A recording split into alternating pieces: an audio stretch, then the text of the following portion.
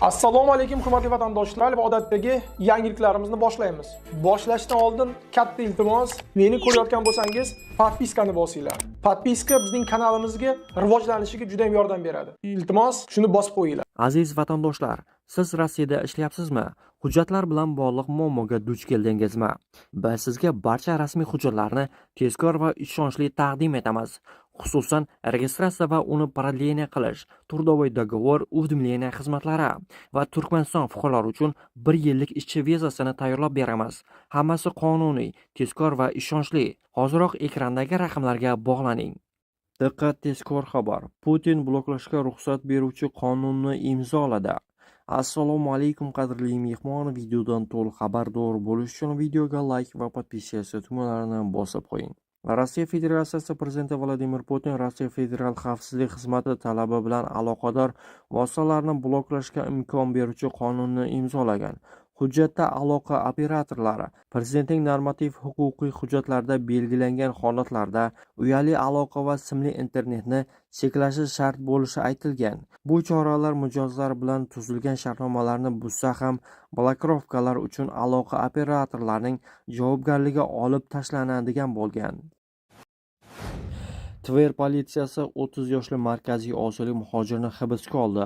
U giyohvand moddalar savdosida gumon qilinmoqda. Tintuv paytida uning yonidan jami taxminan 10 gram bo'lgan 32 ta metadon paketi topildi. Bu katta miqdor hisoblanadi. U yashayotgan yotoqxonada politsiya yana 70 gram giyohvand moddasi, shuningdek tarozi va qadoqlash materiallari topildi. Katta miqdorda giyohvand moddalar savdosiga urinish uchun erkakka qarshi jinoiy ish qo'zg'atildi. U 20 yilgacha qamoq jazosiga hukm qilinishi mumkin. Hozirda u hibsda. Politsiya giyohvand moddaning kelib chiqishi va yana kimlar bunga aloqador bo'lishi mumkinligini tekshirmoqda. Migrantlarga oson pul topish orzusida bu kabi xavfli ishlarga aralashib qolmang deymiz. Zero so'nggi pushaymon o'zingga dushman deydilar.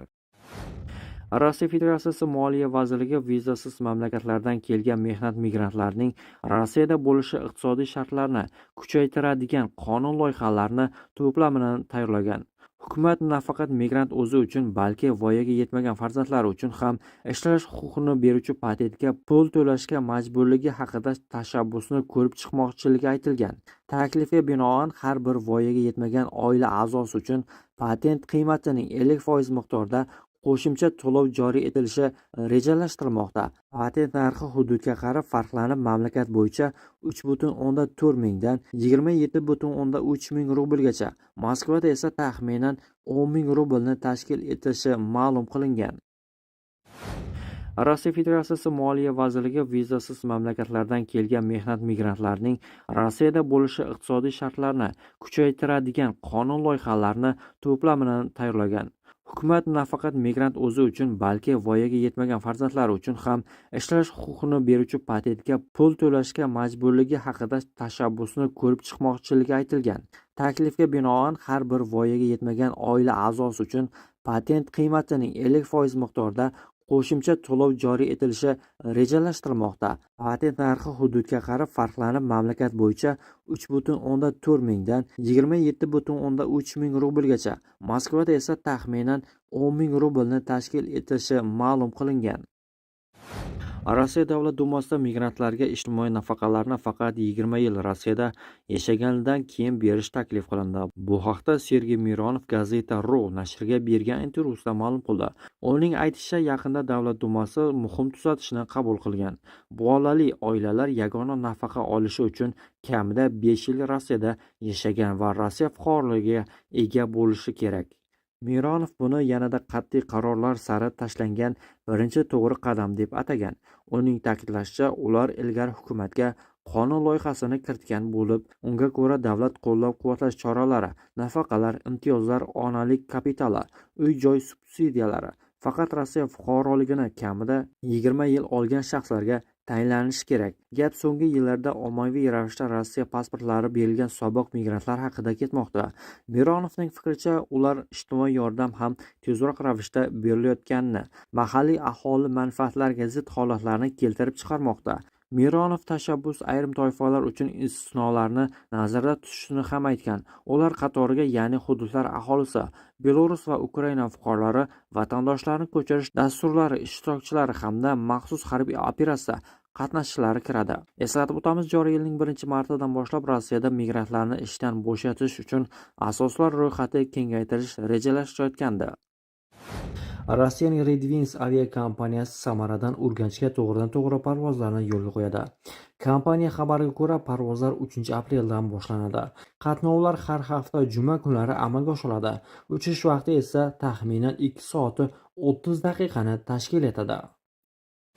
Agar kimdir sizga yashash uchun ruxsatnoma joy ijaraga bersa va sizni ro'yxatdan o'tkazmasa, u 5000 rublgacha jarimaga tortilishi mumkin. Bu haqda Omsk viloyati Lubinskiy tumani prokurorining o'rinbosari Dmitriy Makarov xabar bergan. Qonunga ko'ra, agar mulk egasi chet el fuqarosiga joy bersa, u migratsiya organlariga migrantlarning kelishi haqida xabar berishi shart.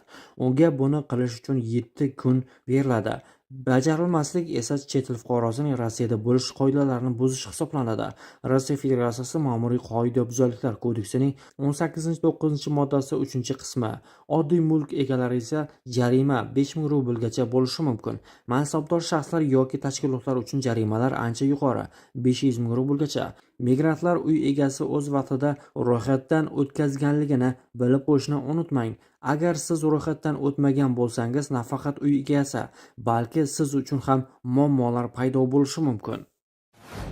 Telegram Rossiyada 1-apreldan boshlab butunlay bloklanishi mumkin. Bu haqda manbalarga tayanib, Baza Telegram kanali xabar bermoqda. Shu kundan boshlab Roskobnadzor go'yoki Instagram va Facebookni taqiqlash kabi messenjerni butunlay blokirovka qilishni boshlaydi. Platforma butun Rossiya bo'ylab mobil tarmoqlar va personal kompyuterlar orqali ishlamaydi.